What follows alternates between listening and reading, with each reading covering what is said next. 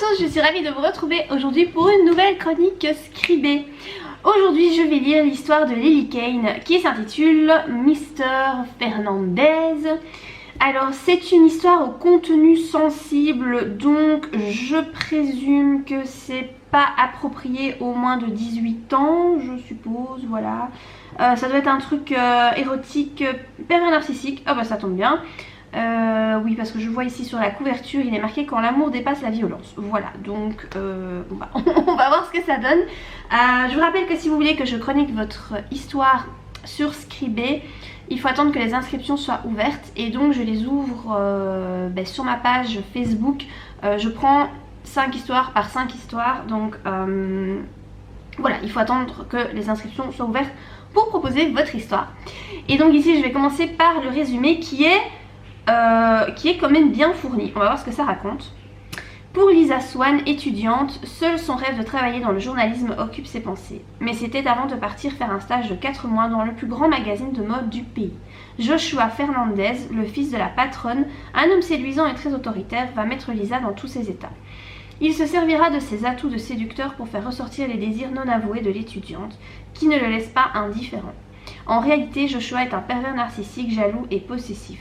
Comment va-t-il réagir lorsque la cause de son dégoût pour les femmes va refaire surface? Cet homme qui ne supporte plus aucune présence féminine près de lui, à part dans son lit, acceptera-t-il de se laisser aller aux sentiments qu'il éprouve pour cette étudiante?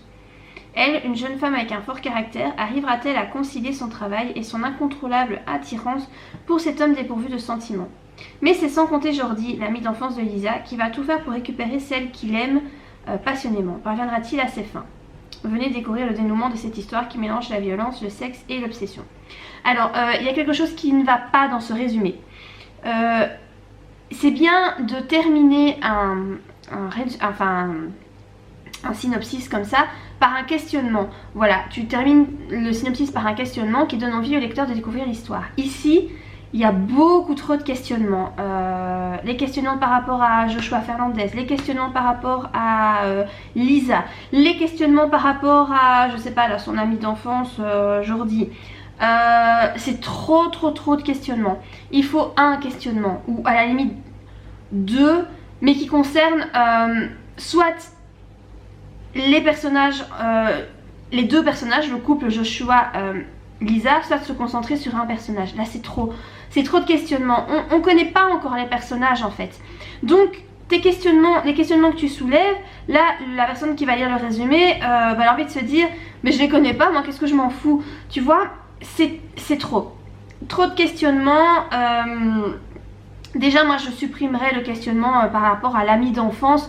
On n'a pas besoin de savoir ça dans le résumé, on le verra bien quand on lira le bouquin, c'est superflu, pas besoin. Voilà, sinon je trouve que tu donnes pas mal d'infos qui sont intéressantes. On a les prénoms des personnages, voilà, on n'a pas l'âge des personnages, mais bon on se doute qu'ils doivent être dans la vingtaine, voire ouais, à mon avis elle est étudiante je crois.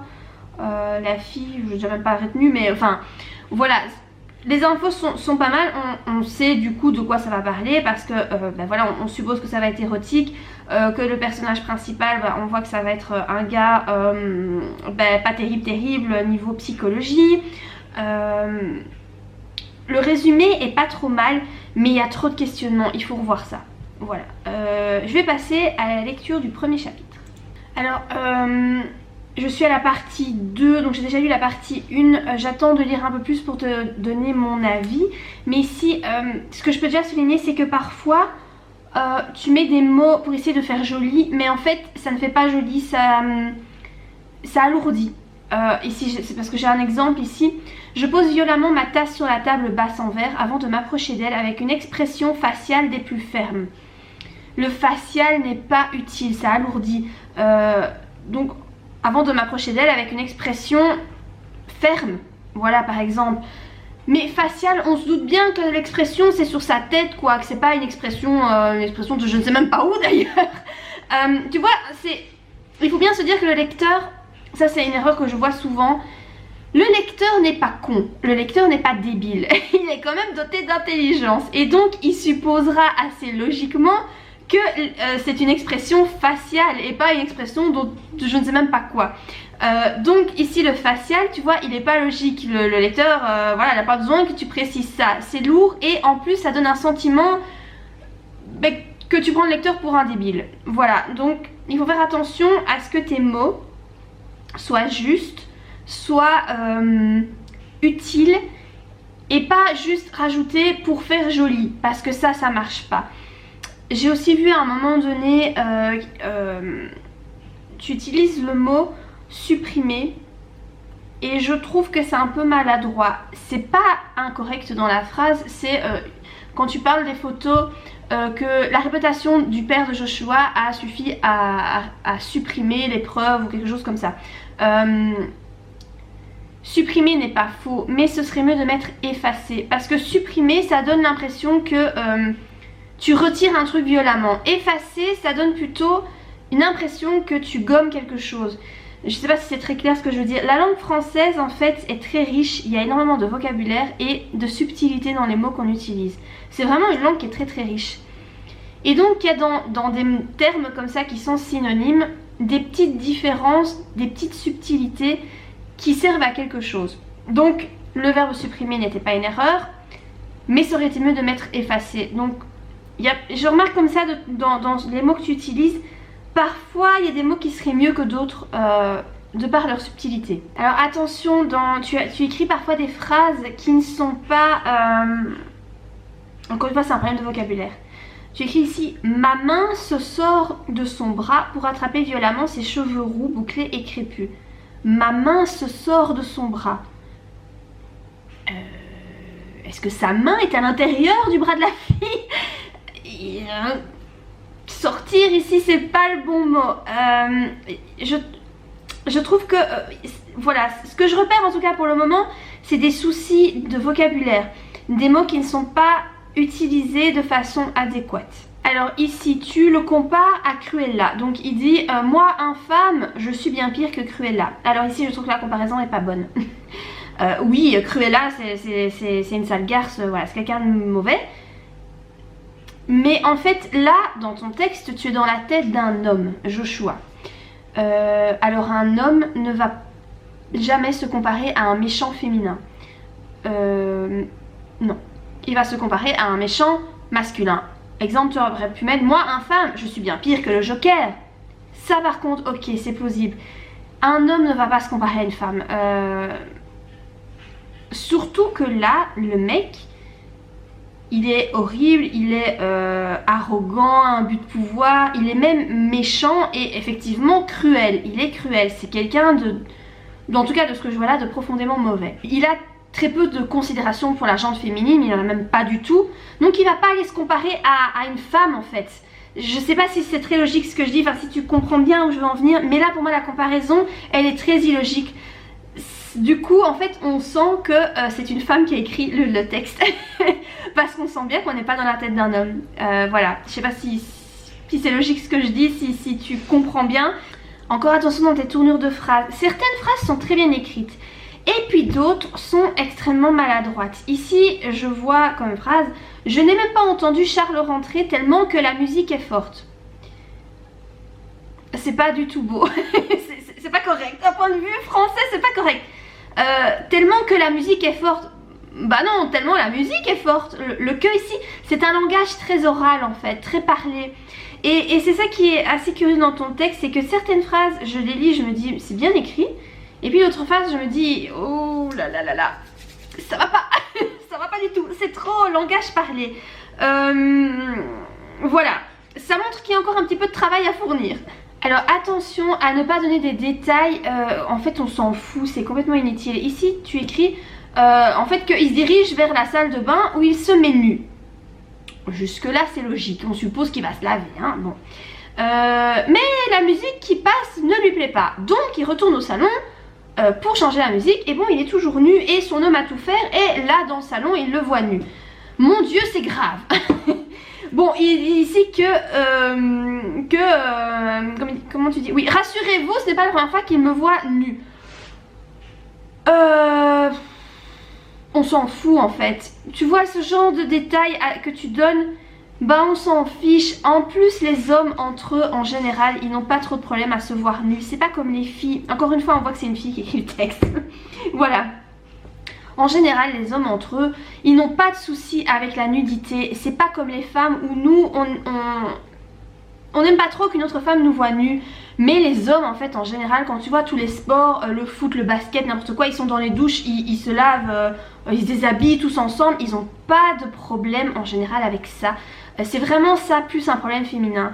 Là tu dis ça en fait, rassurez-vous, bah moi j'ai envie de te dire je rassurer de quoi, donc ça m'a pas inquiété le moins du monde. Tu vois il y a des détails comme ça.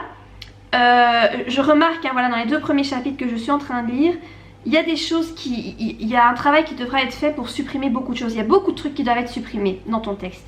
Des détails qui sont insignifiants et qui alourdissent du coup ton histoire.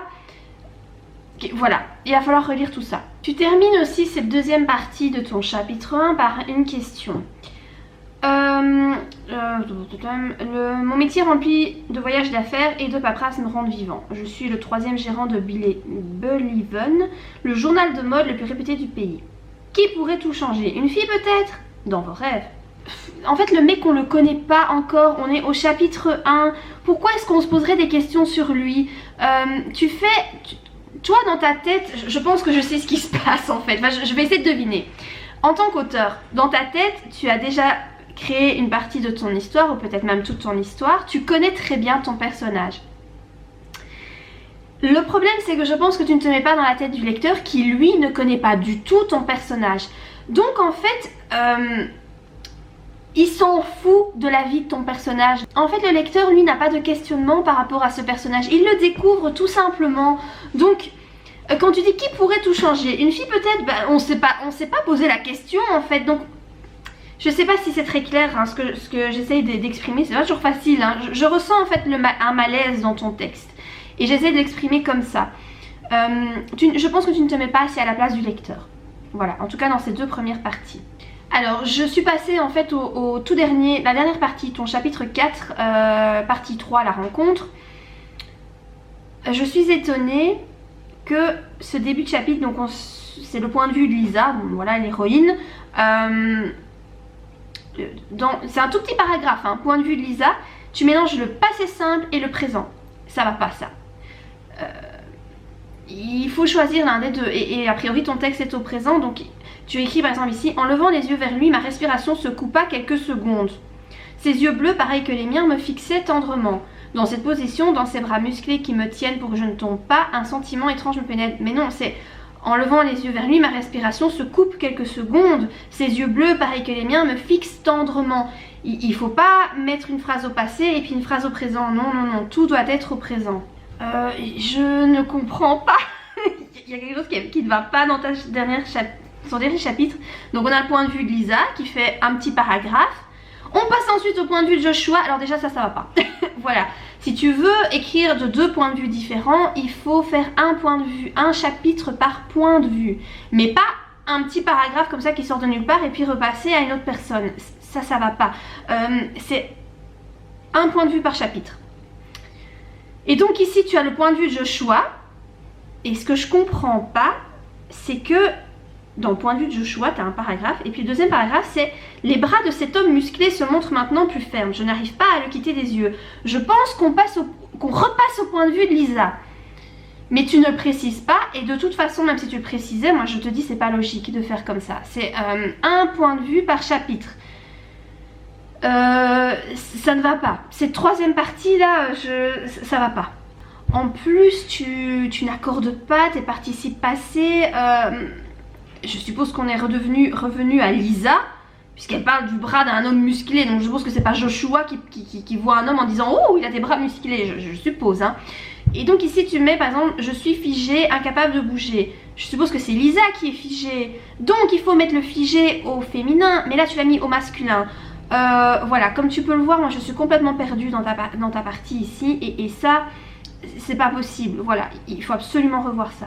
Voilà, en gros j'ai lu la dernière partie. Bon, alors tu m'avais prévenu dans un commentaire, je ne sais plus, est-ce que c'est peut-être sur Instagram, je ne sais plus où tu m'avais envoyé un message quelque part, mais je t'avoue je ne sais plus où, que ton histoire était un peu cliché. Effectivement, j'ai l'impression de lire 50 nuances de Grey. Voilà, je vais pas te cacher le truc. J'ai l'impression que c'est la même histoire. Voilà, à peu de choses près. Bon, mais je vais pas te dire que le fond de l'histoire est incorrect. Hein, du coup, si c'est le genre d'histoire que tu as envie d'écrire, voilà, c'est ton histoire. Mais c'est vrai que la jeune fille qui se mord les lèvres, comme Anastasia dans 50 nuances de Grey, le mec qui est alors tu dis, enfin tu as mis dans tes libellés que c'était un pervers narcissique, et même dans ton résumé, ça c'est pas un pervers narcissique. Hein.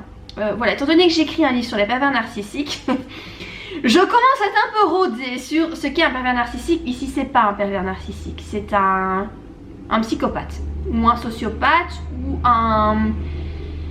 Voilà, quelqu'un qui a de gros problèmes psychologiques, mais ça c'est pas un pervers narcissique parce qu'il est cruel. Un pervers narcissique est cruel aussi, mais pas de cette façon-là. C'est pas un pervers narcissique. C'est quelqu'un en fait comme machin là, Christian Grey. Voilà, c'est du même style. Christian Grey n'est pas vraiment enfin, quoique si, c'est un peu un pervers narcissique, mais ici en fait il est cruel dans le sens où il fait même physiquement mal aux femmes.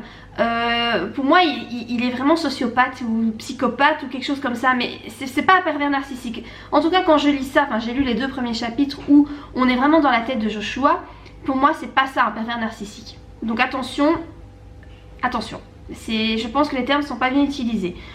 Pour autant c'est possible qu'il soit la façon dont tu l'as dépeint, donc il est cruel etc. Bah oui, pourquoi pas, hein, il peut très bien être comme ça si tu as envie qu'il soit comme ça. J'ai l'impression qu'il est pire encore que Christian Grey. Mais ça reste plus ou moins le même style d'histoire. Visiblement la fille, la Lisa, j'ai eu beaucoup de mal à comprendre ta dernière partie, mais de ce que j'ai compris, donc elle est tombée et c'est lui qui l'a relevée. Bon, c'est un peu le même style qu'Anastasia quand elle arrive dans le bureau de Christian Grey et qu'elle se torche et que il l'aide à se relever et ils se regardent et il y a quelque chose qui passe entre eux, elle se mord la lèvre et hop c'est parti. Bah ici c'est pareil, hein, elle se mord la lèvre et visiblement il se passe un truc entre eux. Bon, j'ai l'impression de lire 50 nuances de Grey. Après, peut-être que la suite de ton histoire sera complètement différente de 50 nuances de Grey, je ne sais pas. De toute façon, tu n'as pas mis d'autres parties. Ça, il n'y a que toi qui sais. Mais il est clair que là, c'est juste du réchauffé. Voilà. Bon, tu m'avais prévenu, tu m'avais dit que c'était cliché de fait. Voilà, j'ai l'impression de lire exactement la même histoire que 50 nuances de Grey. Bon, à part ça c'est pour le fond de l'histoire. À part ça, il y a beaucoup de fautes d'orthographe. Il faut relire parce qu'il y a énormément de fautes d'orthographe, les participes passés etc. qui sont pas accordés, qui sont pas donc du coup au féminin alors qu'ils doivent l'être. C'est très problématique je trouve parce que ça rend la lecture hasardeuse, enfin pour moi en tout cas. Trop de passages inutiles, des détails, tu ne te mets pas je pense assez dans la tête du lecteur.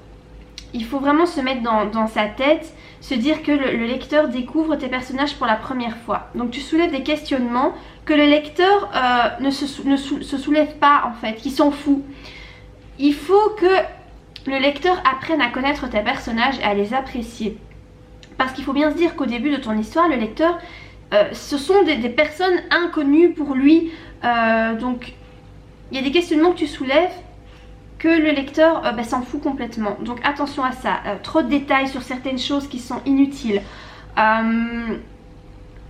On sent, en tout cas pour les parties où c'est Joshua qui parle, on sent que c'est une femme qui écrit le bouquin. Et ça c'est je trouve une erreur. Et c'est pas facile hein, parce qu'écrire le point de vue masculin quand on est une femme c'est compliqué à faire. J'avoue c'est compliqué, je m'y suis essayée aussi et j'avoue que c'est dur. C'est très dur. Moi à l'époque quand je l'avais fait c'était pour le tome 2 du Tricia. Les parties où c'était l'homme qui parlait, je les avais fait lire à mon mari à l'époque parce que j'avais peur que ce soit pas plausible. Et de fait j'avais dû supprimer des choses, j'avais dû changer des trucs parce que mon ex-mari m'avait dit écoute un homme ne réagit pas comme ça va pas. On sent que c'est une femme qui écrit.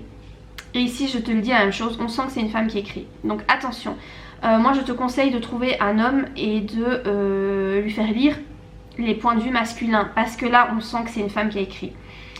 Donc voilà, ça va pas trop, voilà. Je soulève ce qui pour moi cloche. Hein. Certaines phrases sont très bien écrites, d'autres sont écrites comme si c'était un langage oral. C'est ça qui est assez perturbant en fait. Certaines choses sont pas bonnes du tout parce que les phrases sont pas correctes, et puis d'autres phrases sont très très bien. Je pense que ça demande en fait de la relecture et du travail supplémentaire. Voilà, il faut encore travailler. Après, il y a une base qui est pas mauvaise. Je sais pas si c'est ta première histoire.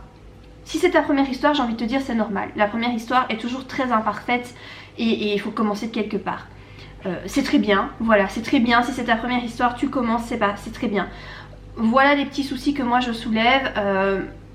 Tu peux ou pas, c'est comme tu veux, les prendre en considération pour la suite de ton histoire, si tu veux retravailler le début. Voilà en tout cas moi ce qui d'après moi ne va pas dans l'histoire. Voilà donc pour mon avis. Écoute, j'espère que ça t'aidera. Si tu as des questions, n'hésite pas à les laisser en commentaire. Si vous tous avez apprécié la vidéo, comme d'habitude, n'oubliez pas de la liker. N'hésitez pas non plus à vous abonner à ma chaîne. Voilà, ça me fait très plaisir de voir mon nombre d'abonnés qui augmente. Je vous rappelle que ça fait partie de mes objectifs de 2020. Donc s'il vous plaît, aidez-moi à réaliser cet objectif. Voilà, je vous dis moi en tout cas à très bientôt pour de prochaines vidéos. Bye!